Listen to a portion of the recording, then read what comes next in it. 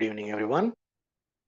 We will begin with our usual Shanti mantra and a special Shanti mantra which is relevant to our discussion today. Om Shri Gurubhyo Namaha Hari Om. Om Sahana Bhavatu Sahano Bhunaktu Sahaviryam Karavavahai Tejasvinavadhetamastu Ma Vidvishavahai. Om Shanti Shanti Shanti. Om Tatchayora Vrinimahe Gatum Yajnaya Gatum Yajnapataye Daivir Swastirastunaha Swastirmanushe Urdhvam Jigatu Bheshajam Shanno Astu Dvipade Sham Chatushpade. Om Shanti Shanti Shanti.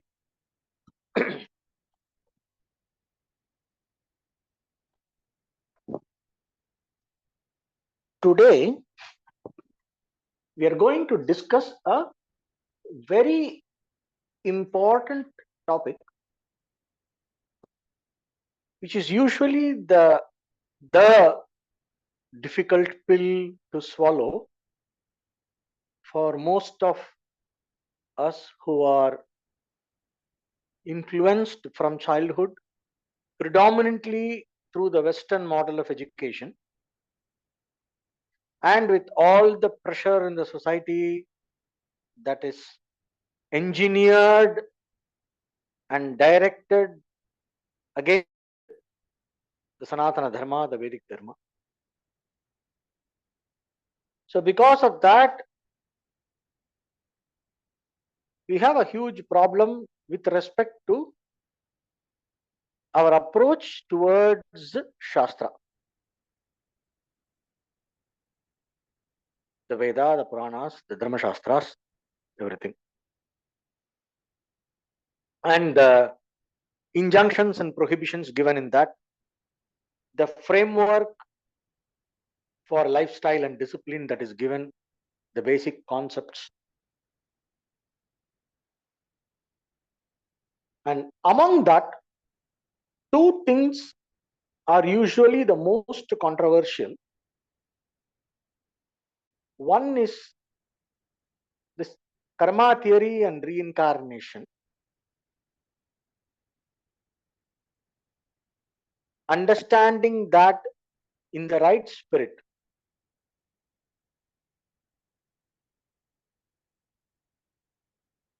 in a way that is useful for us, and within the broad context of the karma theory and the concept of karma, reincarnation, etc., within that broad context, especially that one factor called varna dharma. Varna dharma, varna and jati, whatever has come, not what is being practiced today, but what is the basic spirit of that system. Though it is practiced in the right way in very, very few pockets, predominantly it is not practiced how it is supposed to be practiced. That is part of Kali Yuga. Every dharma is diluted and misrepresented and misunderstood and mishandled and abused. That is the nature of Kali Yuga. So that is all right. That is clear. But that should not stop us from understanding what it is supposed to be and what is the knowledge part behind that and what is it intended to be.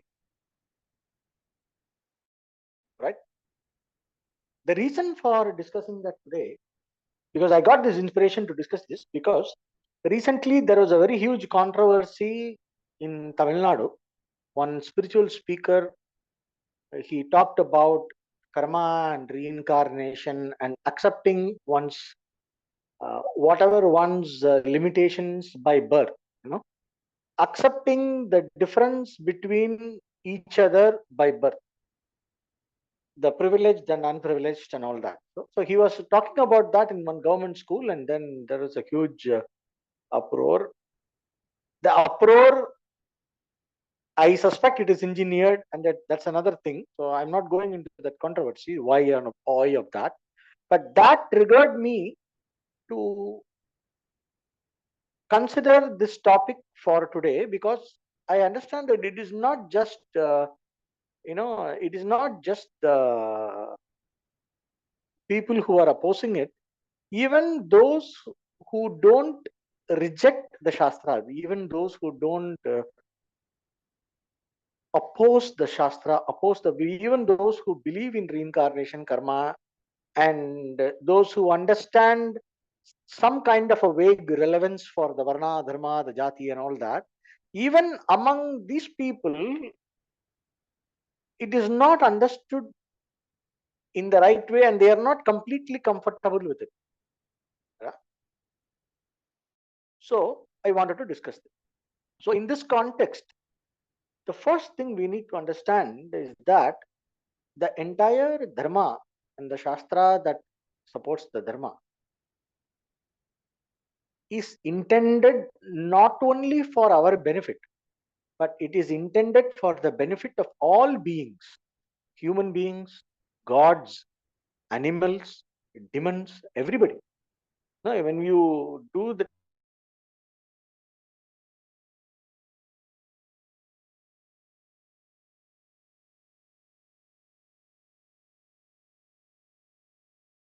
prayer for the departed souls who are scholars, we have prayer for the animals and for the environment, we have prayer for the nature, right? So there is a blessing that flows towards every aspect of life. So in this Shanti Mantra Tachanyora Mahe, the last line says, Shanno Astu Dvipade Sham Chatushpade. Let there be welfare for us. No, may the two-legged and the four-legged live well. Let there be good for and welfare and well-being for the two-legged, which is us, the humans and the animals. Shanno Astu Dvipade Sham Chatushpade. You pray for the animals also. You just not just your family. And we say Vasudhaiva Kutumbakam. So this is the only Shastra, this is the only tradition in the whole world. This Vedic tradition is the only one that prays for all people in the earth, that considers the entire earth as family. And this is the most inclusive, ours is the most inclusive spirit. When it comes to a spiritual tradition, the Sanatana Dharma is the most inclusive spiritual tradition that you can think of. It is a very complex one. It is something where diversity and difference is respected, and at the same time, all the differences, people belonging to all kinds of groups and all kinds of categories are equally respected and brought under the single umbrella of the concept of Ishvara. So this profound inclusiveness, a spiritual inclusiveness, is not to be seen anywhere else. So, and this is the life breath of this land of Bharat. So this Bharat is known for this kind of inclusiveness. That is why whoever was driven away and persecuted anywhere in the world, they all ran here. The Zoroastrians ran here, the Parsis, they ran here, they were given refuge. The Syrian Christians ran here, they were given refuge. The Jews, the only country that did not persecute Jews was Bharat. They recognized this in the Israeli parliament. So ours is a country that this land lives the basic spirit of Shastra. So the Veda is called as Veda Mata, right? Veda Mata means mother, mother Veda. So how a mother has different children. Let us say, in a village or somewhere where a mother has 4 or 5 children. So, and Each children has its own need. Sometimes she gives the same food for all whenever it agrees with all. But sometimes when there is one child has a special need, an extra need, then she makes the food a little more. One child is young, another child is old. One boy is a teenage boy, another one is a newborn baby, another one is a girl. Like that, in different age groups, there are children and different body types and different physical constitutions. So when the mother gives each one of them food, the mother cannot give the baby the same food that she gives to the teenage boy. And the quantity of the food differs, right?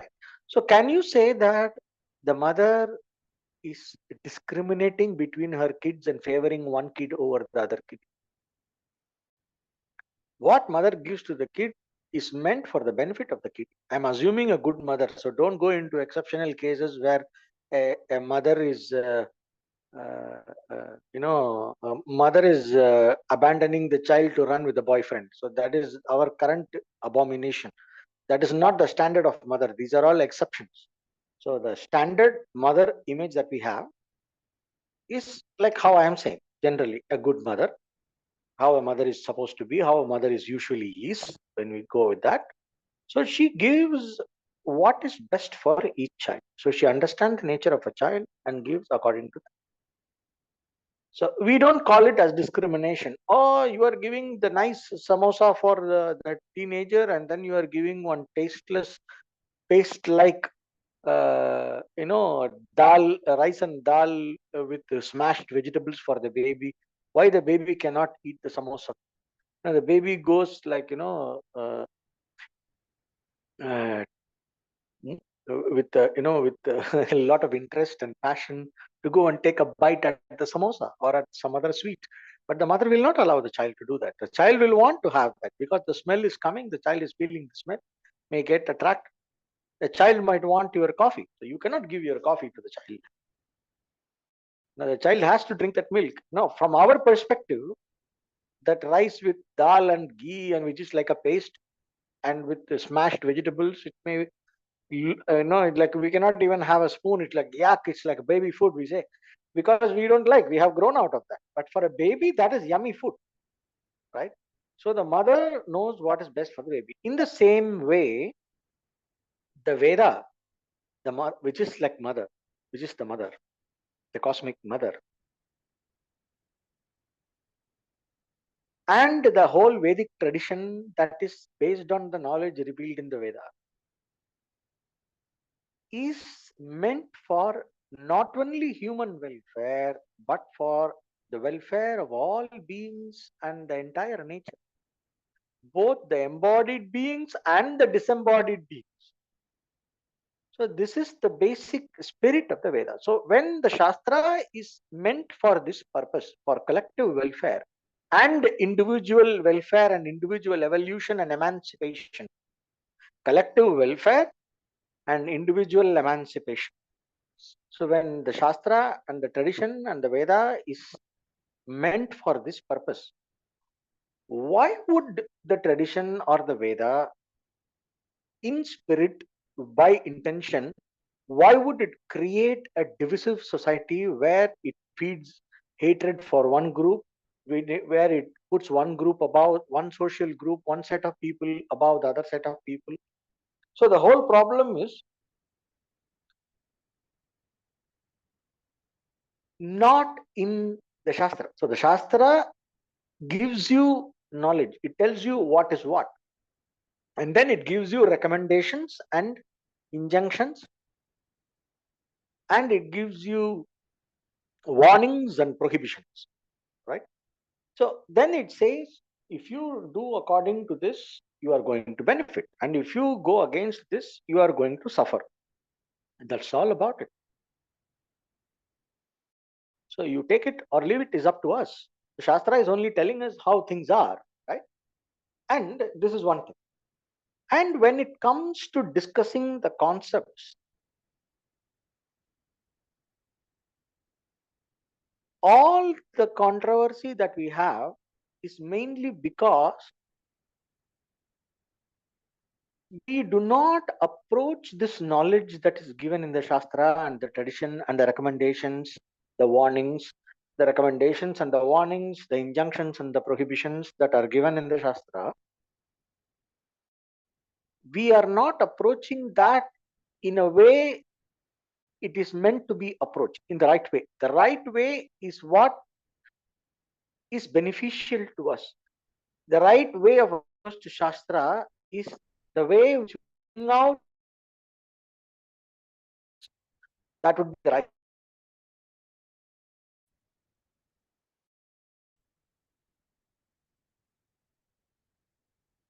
When it comes to the entire karma theory, so before we go into that, we need to understand this karma theory and the varna dharma and all that. Before we go into that, we need to, for understanding and appreciating the Shastra in the right spirit, especially this concept, and to benefit from that in the way that the Shastra intended us to benefit, we need to have some basics cleared. So I have talked about this many times, but it is okay to take a recap. So I will present some 3 assumptions that we need to go with. Okay, 3 assumptions. So don't, if you question this, we stand nowhere. So we have to proceed with these 3 assumptions. First assumption, Shastra is valid knowledge. Pramana. Shastra is to be treated as Pramana with the same respect that we treat a perceptive knowledge. When I look with my eye around my room, I see various objects. If somebody asks you, where is the pen? And the pen is lying on the table in front of you, you look at there and say the pen is on the table. What color is the pen? Blue color, gray color, red color, something, whatever is the color, you say. So you completely sorry, you completely surrender to the validity, to the validity of your vision as the right means of knowledge to reveal the color and shape and form and the location of something, right? Similarly, logic. So we use the how we respect science. There is a scientific investigation and then there is a conclusion. We take it as truth. It is the. In fact, we go to the extent of giving such immature statements like "I believe in science." You know, there are people who say "I believe in science." So you don't have to believe in science. You just have to understand science. If something is, when science points out something, when you follow a scientific method, you arrive at an understanding. That's about it. You don't have to believe in science. So similarly, you don't have to, I will not say you don't have to believe in Shastra. You will have to first, because it is not within the scope of my personal understanding, because Shastra talks about the things that are not available for my perception and scientific understanding. I have to believe in Shastra as valid knowledge. First, I have to say Shastra is right. It is the valid knowledge. Provided it is interpreted and understood correctly, that is another thing. And there is a huge methodology that puts Shastra in the right place, in the scheme of knowledge. So there is a huge methodology around that, and there is a huge tradition that preserves that, and it is very, very sophisticated. It is not some blind belief. So I don't want to go into all the details and to convince you. So basically, the point is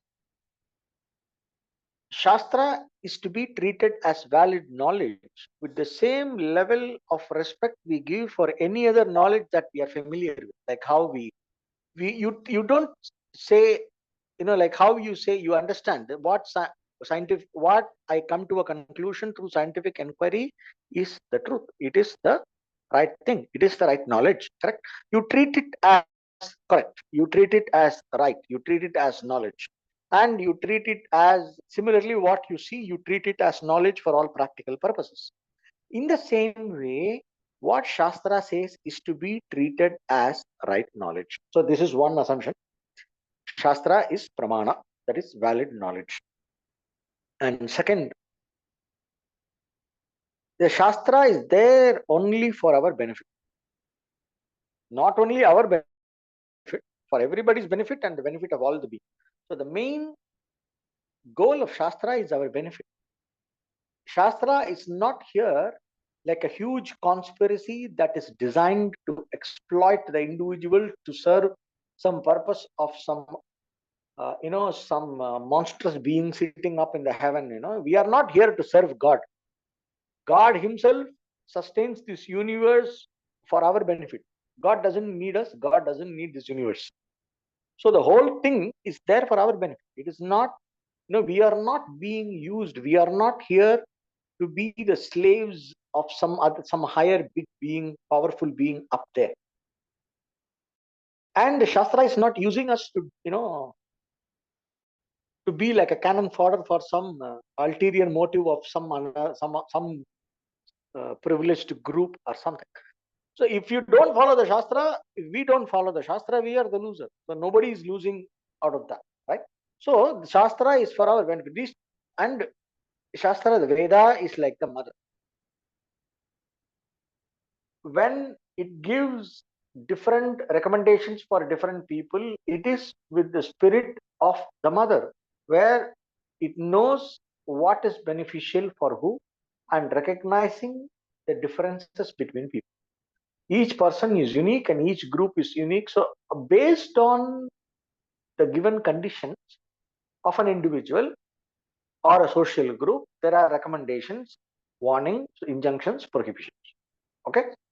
So this is what we need to assume. Shastra is valid knowledge and Shastra is for my ultimate benefit, for everybody's ultimate benefit, both for individual, society, nature, environment, and all the beings. This assumption we must not challenge. We have to keep this assumption and only then we can have any meaningful discussion.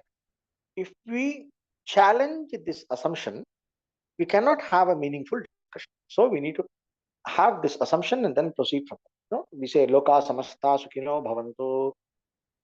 We say Vasudhaiva Kutumbakam. So all these are very unique. Loka Samasta Sukhino Bhavanto is a prayer only here. Nowhere else you will see prayers like that. So the tradition that is geared for, designed for, that aims at Loka Samasta Sukhino Bhavantu, why would it do something that is intended to be harmful and divisive and problematic? So with that, we proceed. And one more. When we are analyzing and trying to understand the recommendations, warnings, injunctions, and the prohibitions from the Shastra and the Shastra-based tradition, in the right spirit, there is a guiding principle. And our thinking, our line of thinking has to respect this guiding principle. Respect means we have to follow this guiding principle in order to arrive at the conclusions, at the correct conclusions. The correct conclusions meaning the conclusions that are intended to bring out the true spirit of the Shastra. That is the correct conclusion. So to arrive at that, we need to follow this guideline. The guideline is Shruti Matah Tark Anusandhiyata. Adi Shankaracharya tells this, Dustarkat Suviramyatam. Desist from, keep away from. Dustarka means keep away from perverse argument. Do not try to impose your personal agenda in the process of trying to understand the Shastra. Shruti mataha tarko anusandhiyata.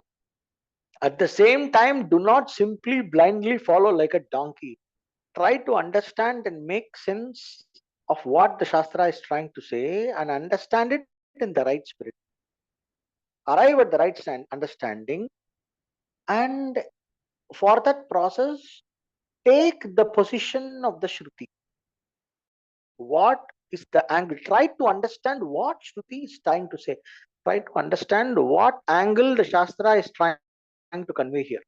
So that comes from following the, while that comes from trying to understand the tradition and the Shastra and all these points, trying to understand it with the help of a proper teacher who has trained in the tradition. So that becomes very important. Why it becomes important? Because if you take any field of expertise, if you take any field of knowledge, medicine, for example. So during this COVID pandemic, there was this huge controversy about this vaccines. Vaccines are good, vaccines are bad. Then there is this conspiracy about vaccines are designed. There is this anti-vaccine group. All that is there. So everybody has their own arguments and all that. And of course, there are some discrepancies on the part of the so-called medical experts and the pharma companies. All corruption, everything is there. At the same time, there are also benefits, right? So when we are analyzing that,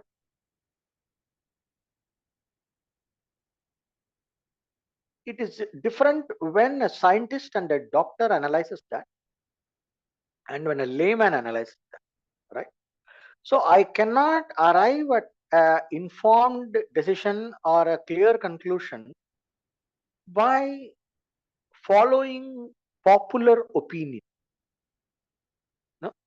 Because you cannot say this vaccine has more likes than that vaccine, so I will go for this vaccine. So that that is not the approach for taking a medicine. Should I take this antibiotic or that antibiotic? I will go with social media approval ratings. We go and so that there is this approval. We can probably look for an approval rating for a doctor, and then now there are businesses. Actually, there are businesses that work by employing people who write fake reviews and increase the approval rating. There are businesses that do that for products, and I'm sure it is there for medicines and doctors. So anything that is the business for profit is subject to manipulation, is subject to foul play, because that is the nature of our times. So when we are trying to form an opinion or trying to understand what is what regarding some medical fact, we approach the scientists and the doctors. Probably we see who is more reliable than the other, who is less corrupt than the other, who is not in some pharma company payroll, which doctor is more neutral. All that we can see, but still it is from a doctor or a scientist that we listen. We don't listen from a layman. So similarly, when it comes to spiritual things, especially in a very sophisticated tradition like the Vedic tradition, we need to take our opinion. We have to form an opinion with the help of the right expert. We cannot form an opinion according to popular social attitudes. For example, people get very emotional about everything these days. So a bunch of people get emotional. All are born equal. There is no. So this person, when this speaker was speaking in that school, one teacher objected, saying, "I feel offended.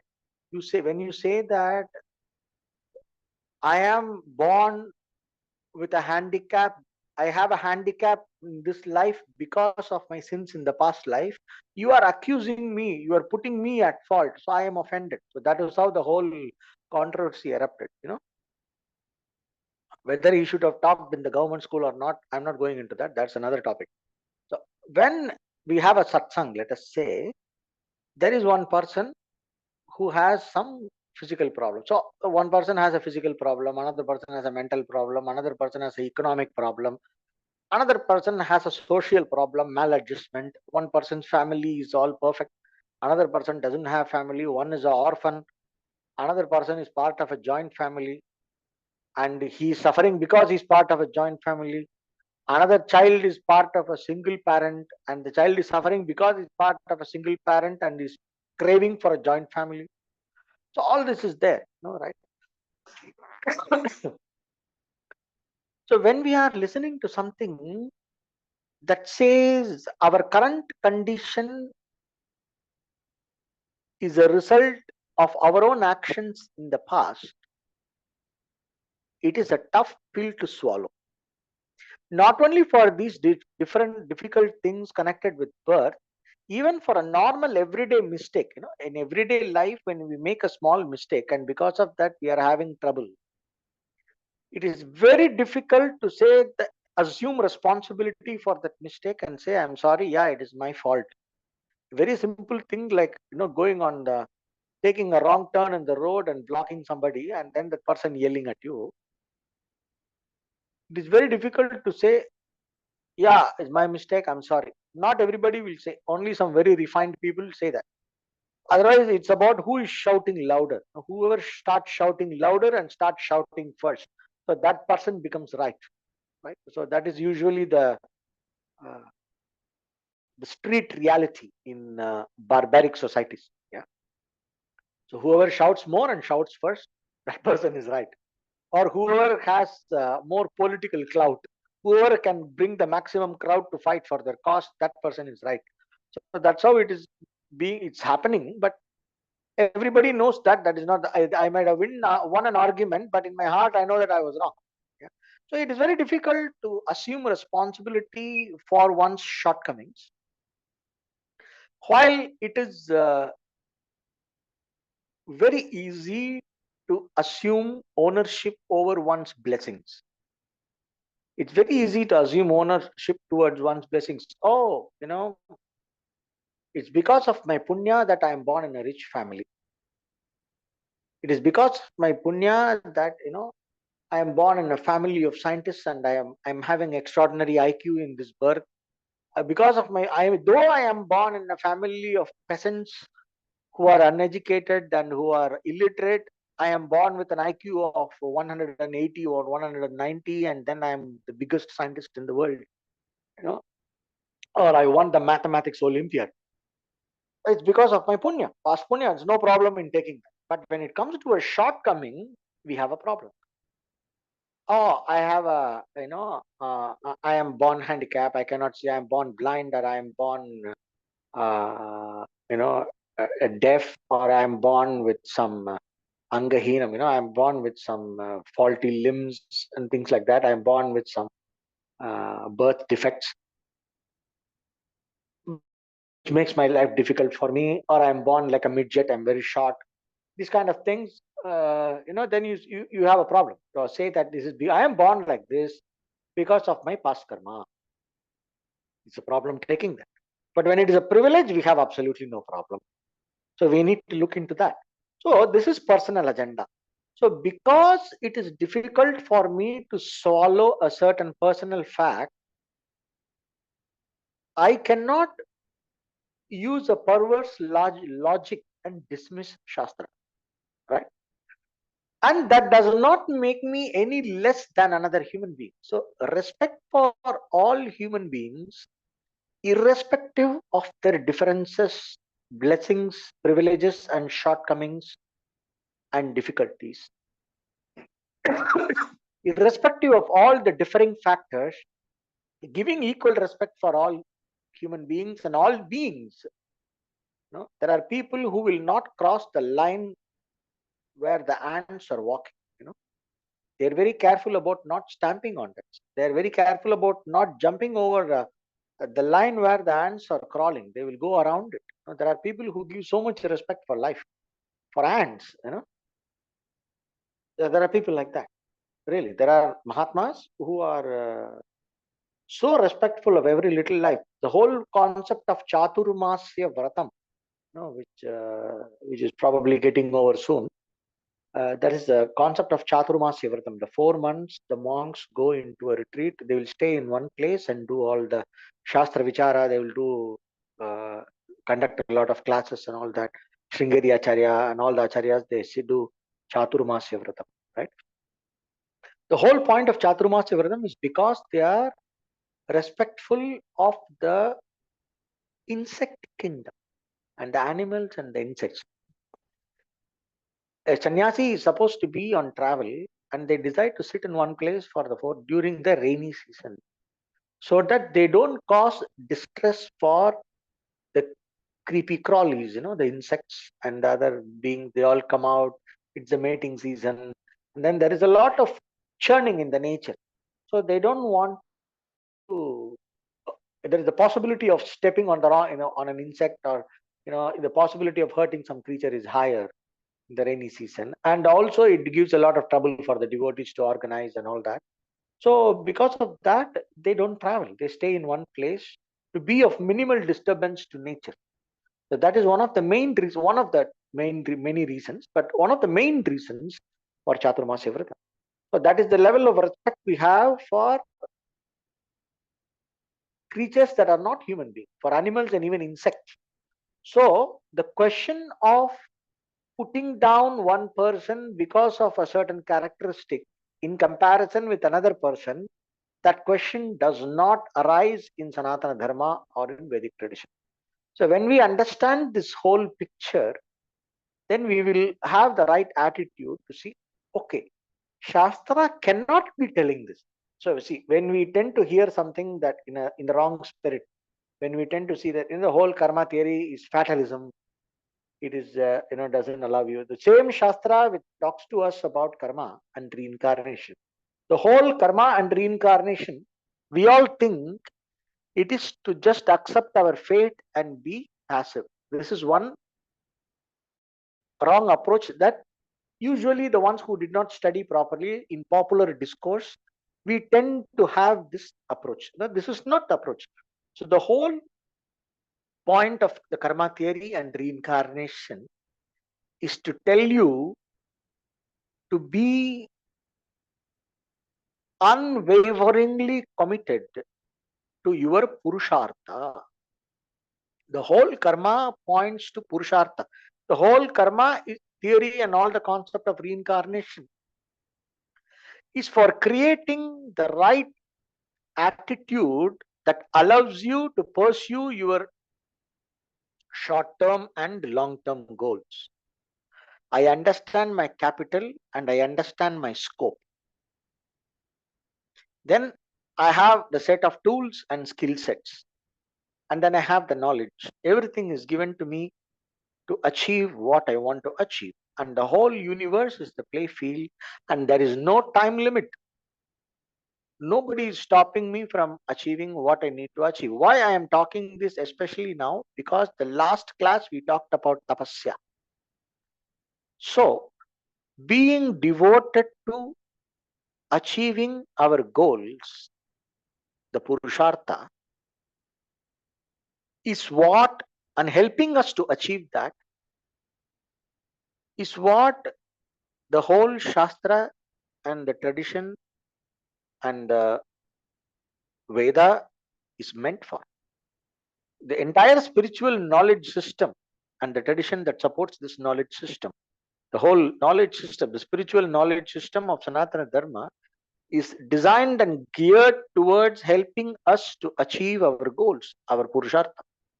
So in that context, we have to, in the context of achieving our goals, we have to understand the karma theory. Karma and reincarnation concept is not for fatalism, but it is for helping us to accept our current condition without any regrets. Our accepting our current, the limitations in our current conditions without any regrets, and to accept our blessings without any arrogance, and to be responsible and treat, to treat our blessings, to handle our blessings in a responsible way, in a way that is useful for achieving our goals. For example, we can see in our everyday life, there are two people who have money. Person A, person B. The person A worked hard and earned the money, and he knows how difficult it is to make money and how valuable it is. Another person won a lottery. Yeah. But the lottery money comes also from the little money that everybody put. All the hard earned money of so many thousands of people came to him as a lottery. But usually the respect, there is a person who keeps on getting money from lottery. The person usually does not have the same amount of respect and seriousness while handling that money, generally, compared to the person who earned the money in a hard way, in a proper dharmic way, with all its efforts. So who knows the difficulty in making money in the right way, in a righteous way to make money, how difficult it is and how much dedication it requires, this successful person knows. While the other person who won a lottery, or one who is born in privilege to a rich family, who takes money for granted, may not have. But at the same time, if the person who won the lottery sees that I won this lottery because of some past punya, some God's grace and past punya, and because of blessings, something, because of that I have won. I may not keep on winning like this. And whatever punya I have earned is not eternal. And when my punya is exhausted, when my good karma's results are exhausted, after that I will have to struggle again. So whatever I have achieved now because of my past actions should make me responsible, so that I use this wealth to accumulate more punya. And I should use this wealth to stop myself from doing papa, stop myself from committing irresponsible, unhealthy, and sinful actions, evil actions.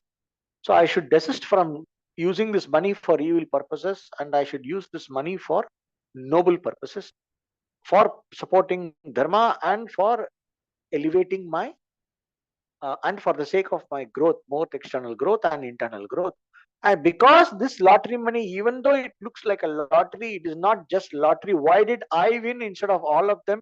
I won this lottery because of some punya palam from past life that happens to manifest at this time. So a person who understands the karma and reincarnation and this theory correctly, in the right spirit, if the person wins lottery, that person will be the same, will have the same respect and responsibility towards that wealth like the person who has earned it in the right way, because both of them are not seeing it as by chance. Both of them are seeing the work that has gone into it. If I am born to privilege now, if I am having a good life now, it is because of my past karma, because of my punya. And we know that good karma and bad karma are not limitless, they are exhaustible. Even if I go to heaven, there is a Vedic statement which says that after whoever has attained the higher worlds of the gods, because of the power of the rituals, the rituals and the prayers that they have performed, like Jyotishtoma, etc., all these yajnas are there, which is supposed to transport the soul after death to heavenly realms. You become a karma deva and all that. So the one who attains the heaven will enjoy heaven as long as the result of his yajnas and all the result of his ritualistic offerings and everything. So as long as the result is there, like a prepaid card, the heavenly life will last. Once that is over, he will come back to the world of mortals and has to start yet again. Shine punye martye lokam vishanti. There is a Vedic saying. And the same applies to here also. Whatever punya I have got before is not an inexhaustible thing. It will get exhausted, and we never know. They say the path of karma is like that of the wind. You never know in what direction it is going. You never know the next moment a negative karma's effect will manifest or a positive karma's effect will manifest. You never know. So, while the good times last, while things are working out for me, let me make the best use of it in a way to maximize my punya, minimize my papa. Punya means noble acts and, let's say, good karma, and minimize my bad karma. And I use this for my inner growth, and I use this for my chitta shuddhi, self purification. So I respect, I don't take what I have for granted. I understand it is a blessing, but I also understand it has come from my own hard work. It is not simply, all the charities and the good acts, noble actions I have done in my past lives have given me this opportunity to listen to the Shastra. It has given me this opportunity to spiritually work on myself.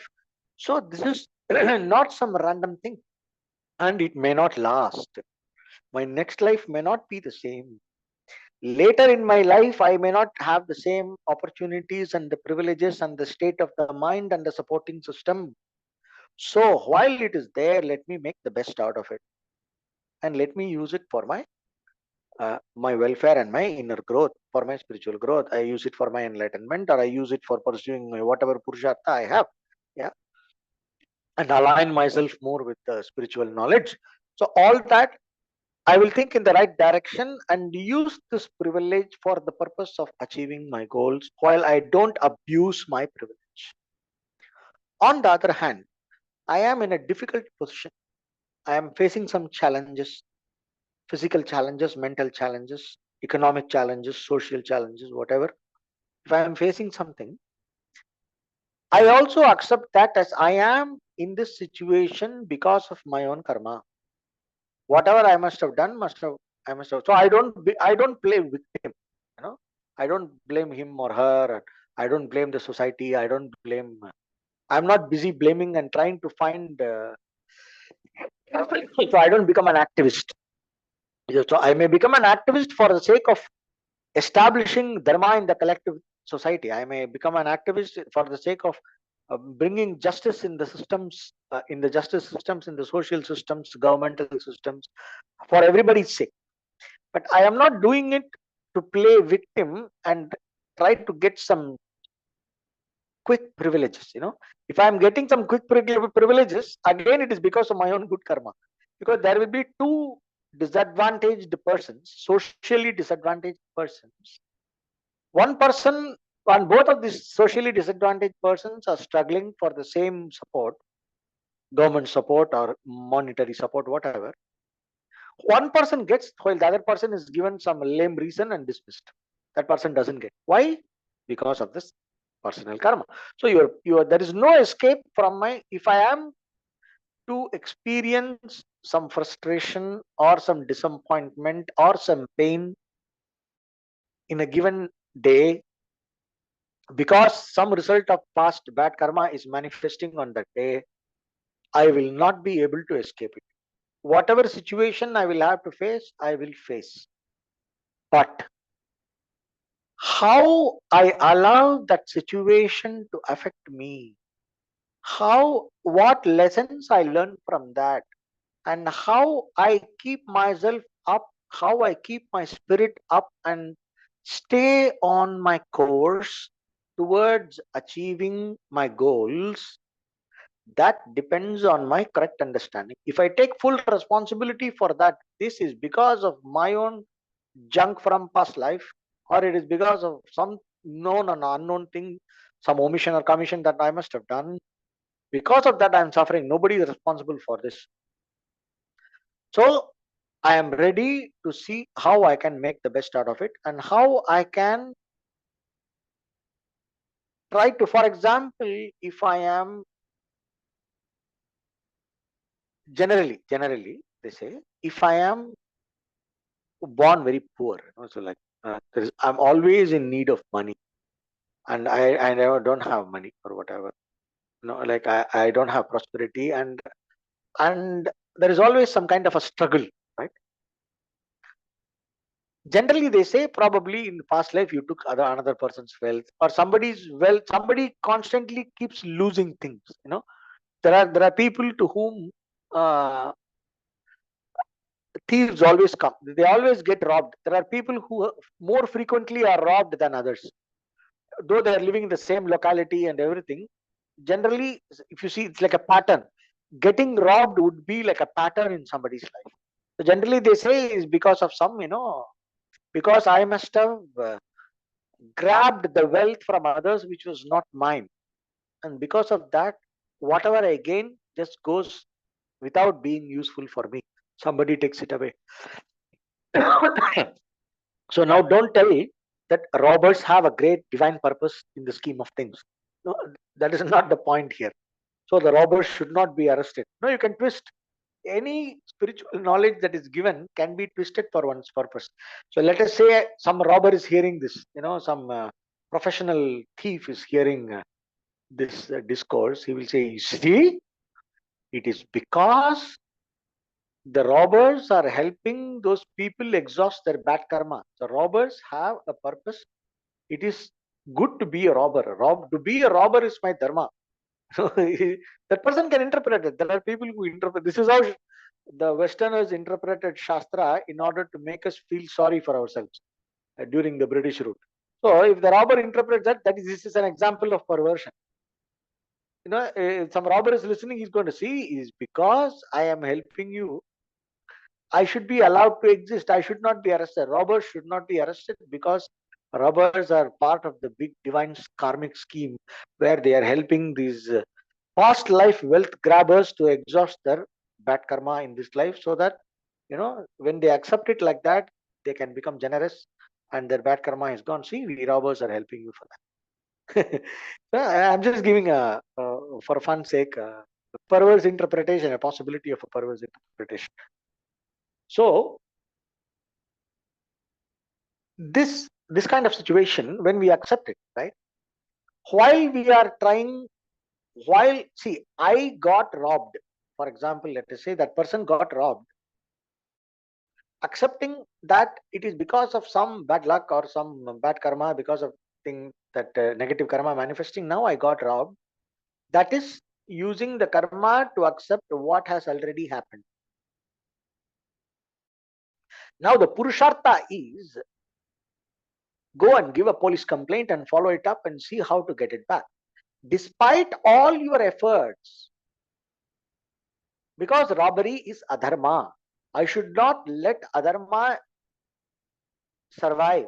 No, dharma is a purushartha. From the dharma purushartha point of view, I will have to prevent a robbery to my best. I don't allow any robber to come and rob me. I will make sure that the robber cannot rob me. I do the right lock.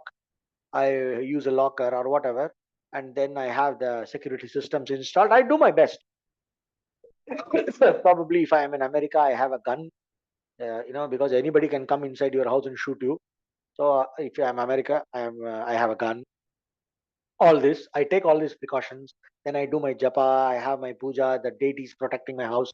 All that is there, and in spite of all that, I get robbed. I go make a complaint. I register a FIR, and then I follow it up, and then I make sure that I see what I can do to cooperate with the police to for them to catch the robber. And if they catch the robber and I get back my stolen things, well and good. Sometimes I will get back only part of it, well and good. So after all my efforts, whatever happens, I accept it as my karma. But I don't give up my commitment to the Purushartha.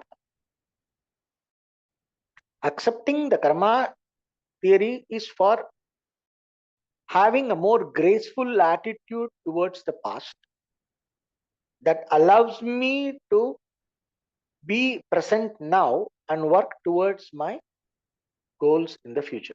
So that is the whole point of this karma theory. So karma reincarnation and all that is there only to help me pursue my goals.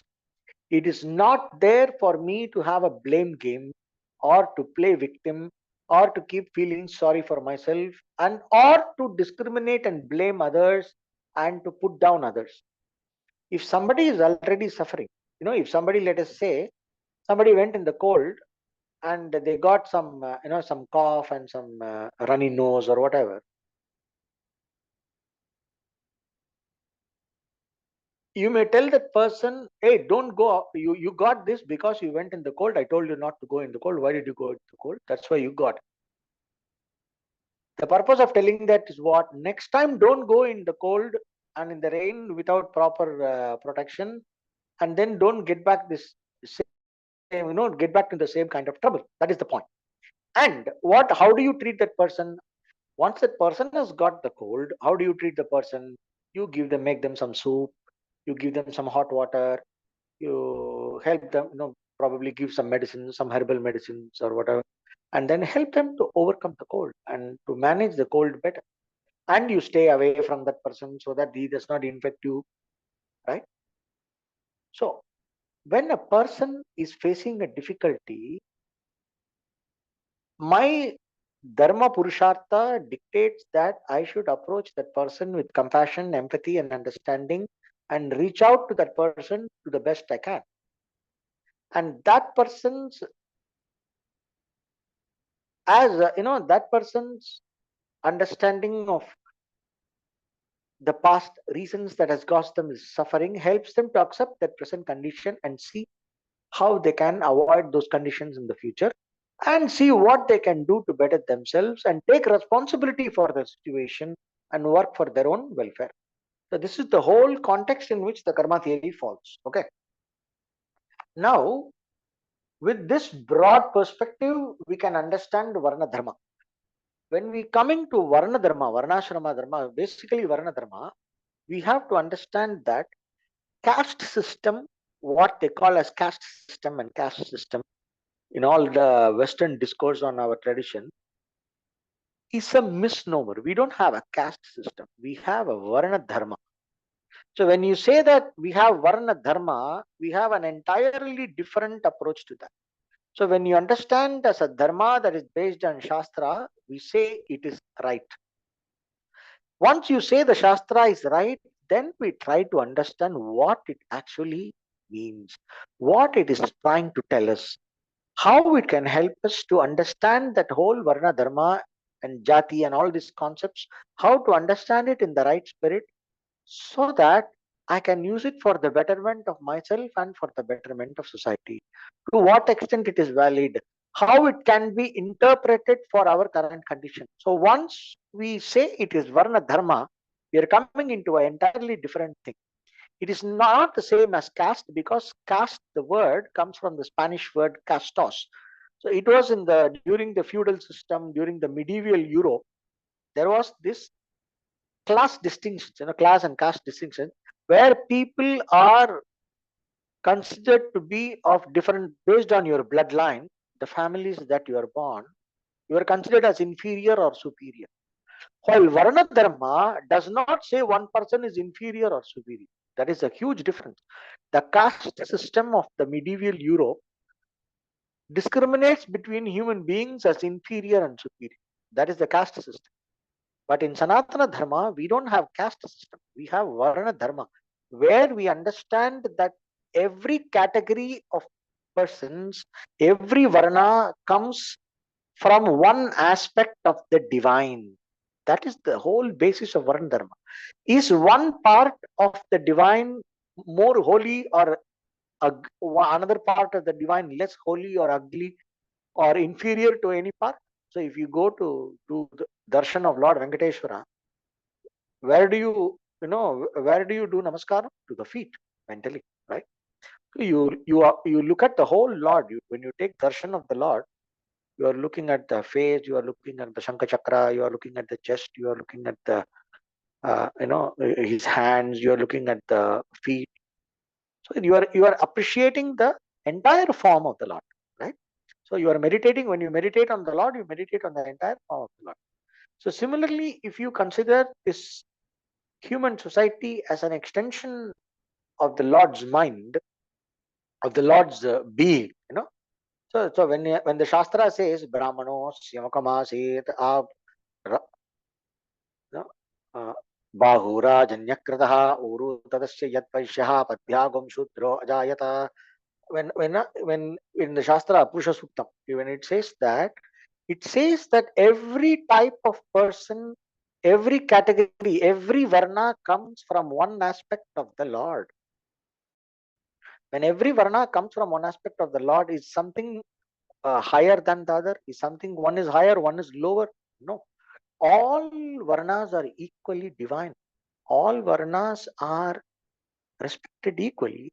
And every varna has its pride. When I went to that Hinduism exhibition for the first time, I was overwhelmed to see. There was every jati, every group there. They have a claim to divinity. They have a claim on the tradition. They have a claim on the spiritual roots of this tradition. Every jati has a divine originator.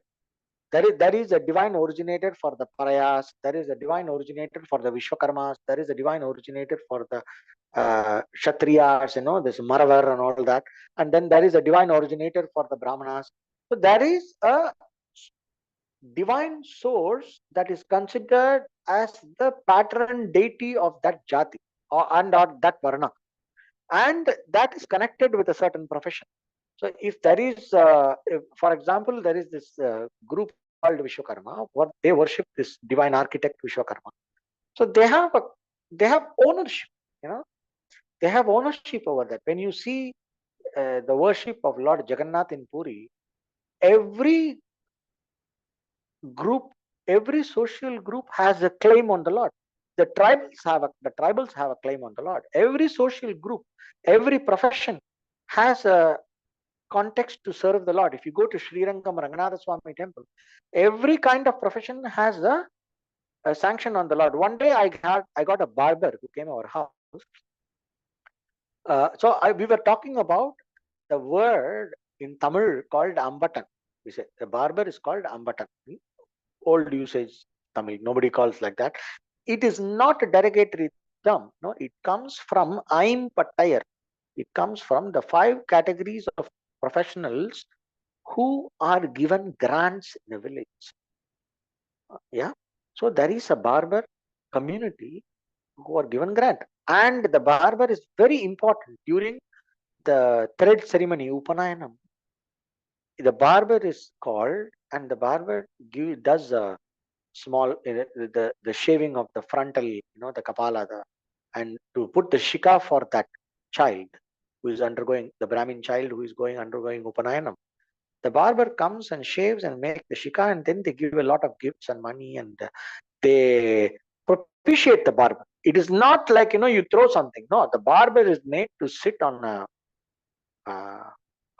wooden plank, and he is treated like in a very very respectful way. I saw it myself during my Upanayan. Yeah, so if you see the actual spirit of the tradition, all the varnas are given equal respect. So if I have to understand my social position, my swadharma in terms of varna, if I am born in this Sanatana Dharma's varna based society, if I am born into any varna or jati, if I am from abroad, if I am not born in a varna or jati, so it's all right. So I can use the varna dharma concept to understand my core competency based on my self analysis, using the concept of guna and karma. All that we can come to that later when we come to problem solving. But the basic spirit is this: in varna dharma, everyone is respected equally. Nobody is above, nobody is below.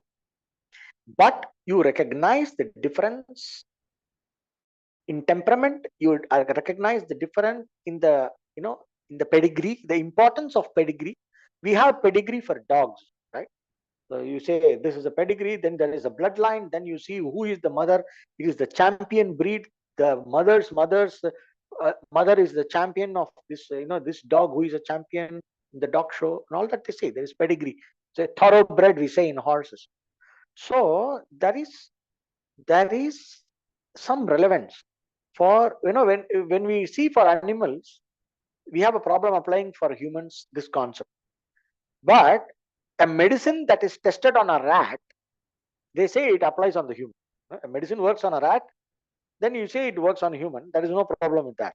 But the lineage and the birth-based differences which are recognized in animals and pets when it comes to the need for using them in a certain way, training them in a certain way. Not all horses can be trained for race. One type of horse is excellent for plowing the field and moving the carriage. Another type of horse is good for race. Another type of horse is good for war. No, a war horse and a field horse are not the same. A war horse cannot pull a carriage in a field. A field horse cannot work in a, cannot be a war horse. So similarly, in humans, we have Brahmana, Kshatriya, Vaishya, Shudra, four broad temperaments. And then there may be some mixes here and there. And why should I have a problem in recognizing that when I don't have a problem recognizing pedigree in animals? And when I understand that this distinction between human beings is for the sake of pursuit of personal excellence, social excellence, and it is not for the sake of dividing people and discriminating between people and putting one person high and another person low.